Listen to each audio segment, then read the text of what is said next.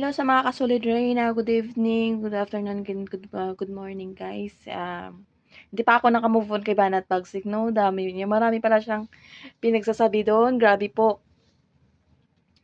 Sabi niya lamunin daw sa Reyna, salsalan daw. Punyet. Grabe ka, Banat Bagsik. Matanda ka na pero napakamanyakis mo po.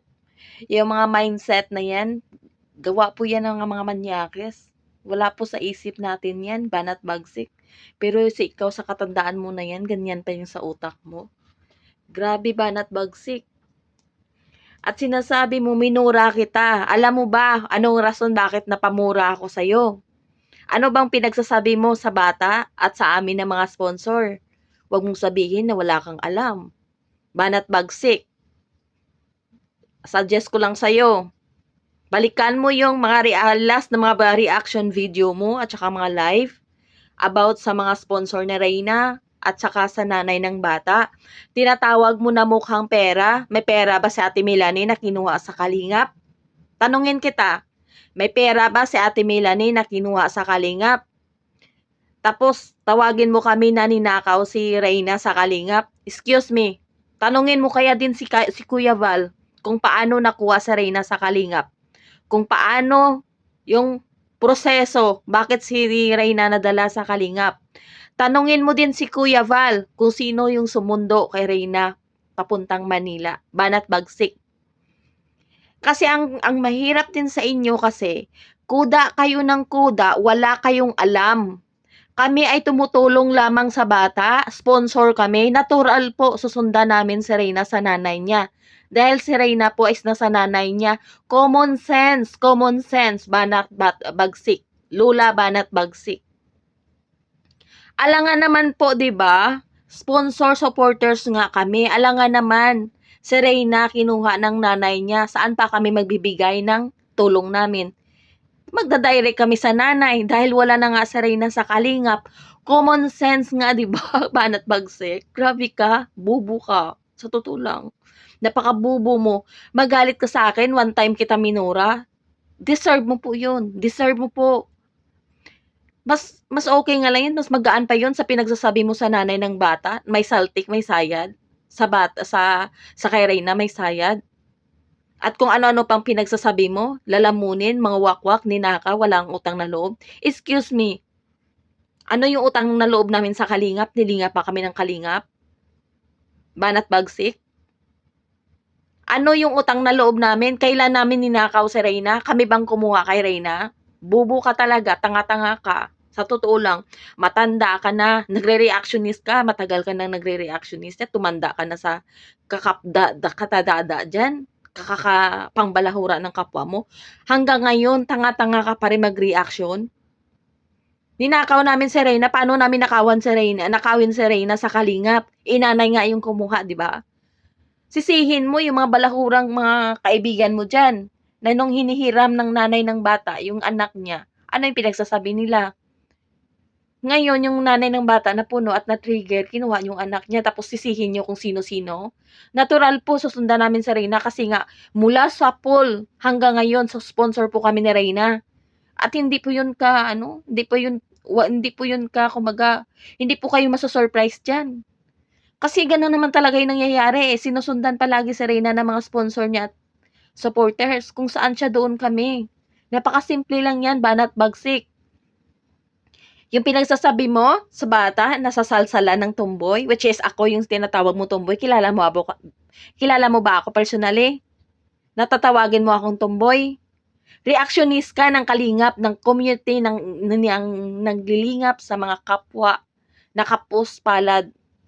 Pero, naa-apply ba? Gano'n na ba talaga yung community ng kalingap? Pangbalahuraan na lang sa mga sponsor na gustong tumulong sa bata? Ngayon, tinatawag nyo kaming mga wakwak, kung ano-ano pang tinatawag nyo. So, ano ibig nyo sabihin? Galit kayo dahil still tumutulong kami sa bata? Ayaw nyo pala. So, gusto nyo pala, si Reyna is pabayaan at wala nang tutulong dahil umalis sa Kalingap? Dahil kinuha ng nanay niya si Reyna?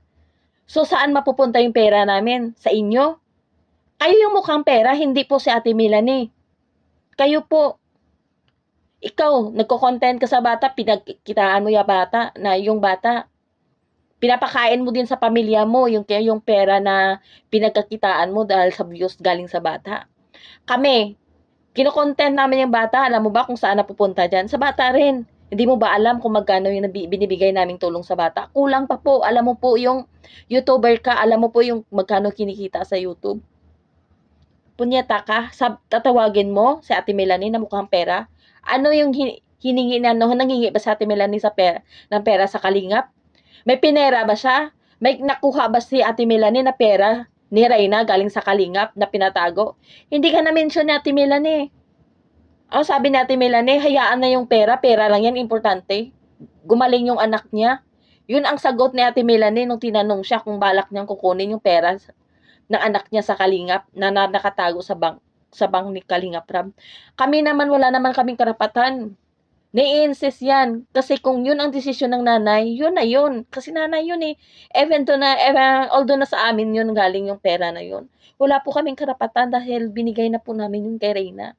Yung may karapatan doon is nanay ng bata yung magdidesisyon. At hindi naman po nagsabi si Kalingap Rab na hindi niya po yun ibibigay yung pera na nasa kanya. Never po siya nagbigay ng statement.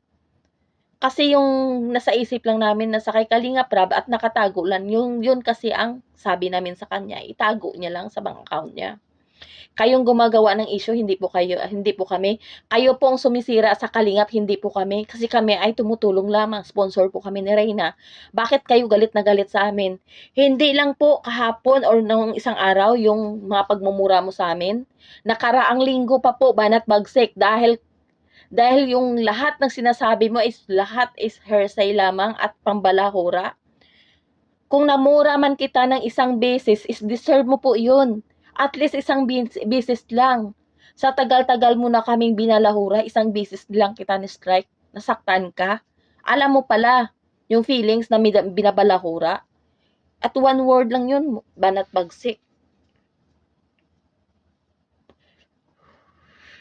Yung mahirap kasi sa inyo, banat kayo ng banat, feeling astig ka, akala mo kung sino ka, pag binalikan ka, galit na galit ka, mapa-feeling victim. Yun ang mahirap sa inyo. Tapos, pati yung bata na walang kamalay-malay, idadamay mo. Ano sabi mo? Sinasalsalan sa Reyna? Paano mo nasabi yan? Nakita mo ba? May ebidensya ka? Ingat-ingat ka sa salita mo. Minor po yan, may sakit pa.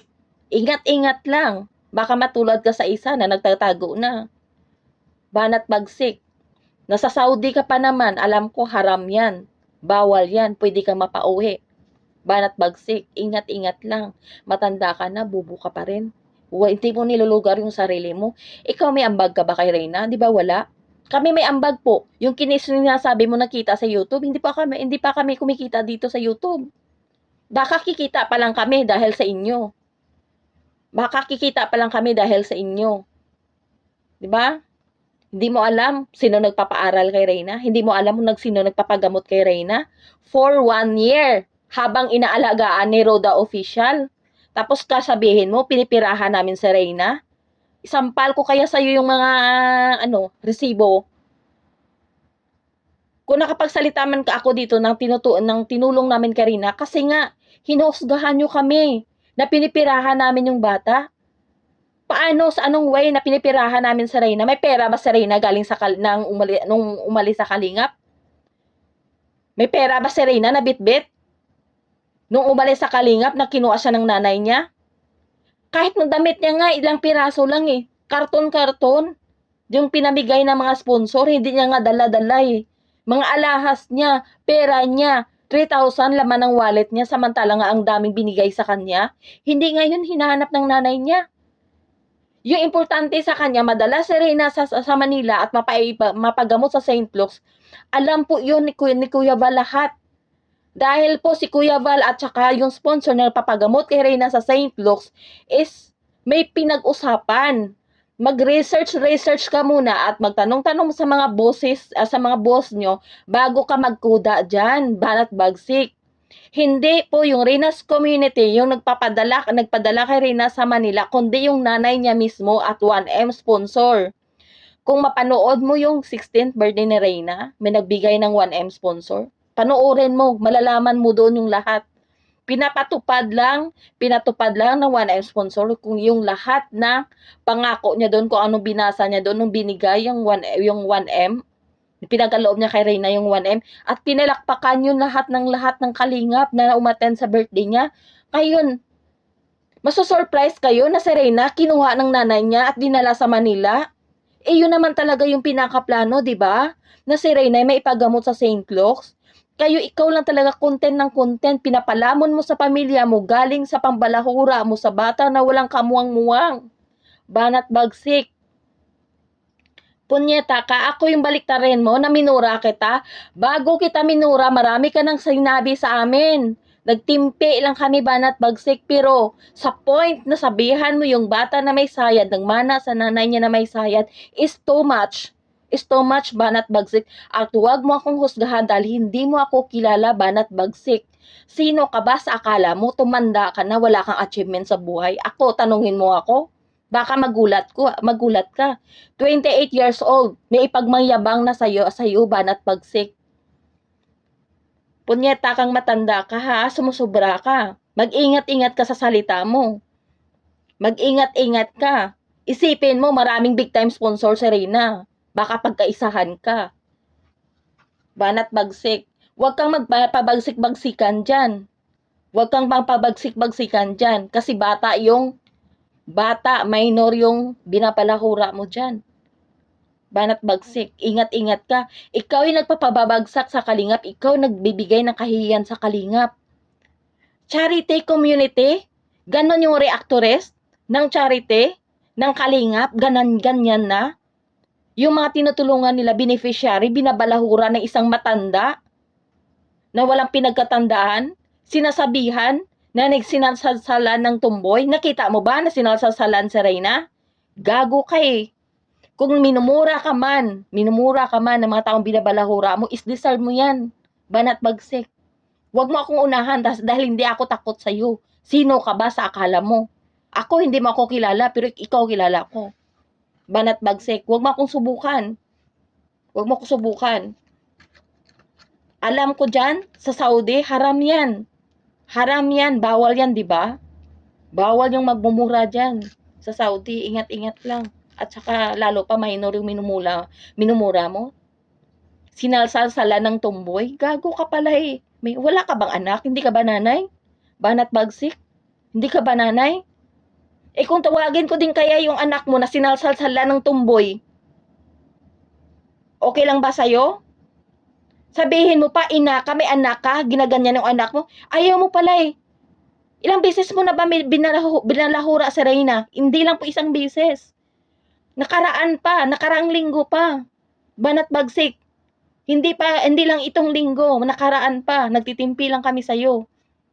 Sumagot kami, pinatulan ka na namin dahil sobra-sobra ka na, matanda ka na, pero wala kang pinagkatandaan, illiterate ka, tanga-tanga kang matanda ka. Punyeta ka ha? Ngayon, pinatulan ka, mag-aasta ka na feeling victim ka. Sabihin na minura kita, isang beses lang kita minura, pero ilang linggo mo kami na minumura dyan sa live mo. Sa reaction video mo, mamawakwak, mga magnanakaw, walang utang na loob, mukhang pera. Anong pinera namin kay Reyna? Ginagamit si Reyna? Nilaspastangan si Reyna? Paano? How come na nilaspastangan namin si Reyna? Banat bagsik. Nagsasalita ka, parang lutang ka, nonsense po. Sa anong way na nilaspastangan namin si Reyna? Sa anong way? Paki-explain nga. Hindi kita maintindihan. Puro lang mura kasi. Puro lang mura yung lumalabas sa bunganga mo. Elaborate mo nga lahat ng sinasabi mo. Bubo ka kasi. Paastig-astig ka, hindi po babagay sa'yo. Magkuskus ka na lang dyan ng inidoro, baka pa bigyan ka pa ng amo mo ng extra income. Magkuskus ka, galingan mo na lang yung paglilinis ng bahay ng amo mo, banat bagsik. Mas malaki pa siguro yung sasahurin mo kaysa magbalahura ka ng kapwa mo dyan. Punyeta kang matanda ka, sumusubra ka na kasi. Huwag mo ako i-compare sa'yo dahil sa edad ko na 28 years old, marami na po akong achievement. Hindi ko yan pagmamayabang sa'yo, kaya lang nangmamaliit ka ng kapwa mo eh. Nangmamaliit kaya akala mo kung sino ka. Ganyan na nga yung sitwasyon mo, balahura ka pa, mapanliit ka pa ng kapwa mo. Dapat ilagay mo yung sarili mo sa lugar kung ano ka. Banat bagsik, matanda ka na, dapat social influencer ka, 'di ba? Dapat ikaw mag-impluwensya sa amin na bata pa. Dahil ikaw yung nakakatanda, pero ikaw yung nangunguna ng kabalastugan. Pambalahura, wala kang pinagkatandaan. Ang tagal-tagal mo na dito nabungay sa mundo, wala kang natutunan. Puro pambalahura, bastos, paano wala kang pinag-aralan. Halata naman eh, tawang-tawa ka pa sa pinagagawa mo. Nag-e-enjoy ka habang nagkagagahan yung ginagawa mo. Normal akong tao. Normal po akong tao na may kaya ako nagagalit sa pinagagawa mo sa bata. Normal lang po na masasaktan kami kasi isa po kami sa nagpapagamot dyan. Kaya si Reyna ngayon naging okay na. Isang taon namin yan na pinagamot, banat bagsik. Hindi mo alam? Reyna's Community, yung nagpagamot ng isang taon, monthly consistent. Huwag mo kami na sabihan na piniperahan. Reyna's Community, nagpaaral kay Reyna sa Loheka, isang taon hanggang tutor, hambak kami nagbabayad ng tutor niya. O, paano mo nasabi na pinipirahan namin si Reyna? Punyeta ka? Ikaw yung pinipirahan mo si Reyna, ikaw yung mukhang pera, hindi kami. Kasi kami, naglalabas ng pera para sa bata, ikaw. May naambag ka ba kahit piso, banat bagsik? May ambag ka ba sa buhay ni Reyna? Wala. Si Reyna may ambag sa buhay mo. May ambag po dahil sa pinapadala mo sa pamilya mo, pinapakain mo sa pamilya mo is galing sa kinita mo kay Reyna sa pangbalahura mo. Banat bagsik. Matanda ka na pero bastos kang matanda ka, wala kang pinagkatandaan. Kung namura ka man namin na sponsor, supporters ni Reyna, is deserve mo yan. May karapatan kami dahil nasasaktan kami. Wala kang basihan, walang basis lahat na pinagsasabi mo. Wala kang ebidensya, magkukuda ka, mang-alipusta ka ng kapwa mo without basis. Sira ulo ka. Nag-e-enjoy ka dahil hindi ka pinapatulan. Ngayon pinatulan ka. Mag-ano ka? Magre-react ka na ganon? Ganon kadali sasabihan mo yung bata na sinalsalsalan ng tumboy. Kilala mo ba yung pagkatao ko? Nasabihan mo ako, tawagin mo akong tumboy. Sigurado ka ba na tumboy ako? Patunayan mo nga. Kung tumboy ako, patunayan mo nga. I dare you. Banat bagsik. Ilabas mo yung ebidensya mo na tumboy ako. Dito lang guys. Pasensya na ulit mga kareyna sa kung ano man nasabi ko dito ha. Pasensya na talaga. God bless sa ating lahat and stay strong lang po at siyempre tuloy yung pray para sa bata. Tuloy-tuloy lang po tayo. Kung ano man marinig natin na salita sa kanila, wag po nating urungan. Kasi sobra-sobra na po eh. Kung matagal tayo na nahimik ngayon, hindi na pwede. Sumusobra na yan sila eh. Sumusobra na po talaga. Good night guys. Bye.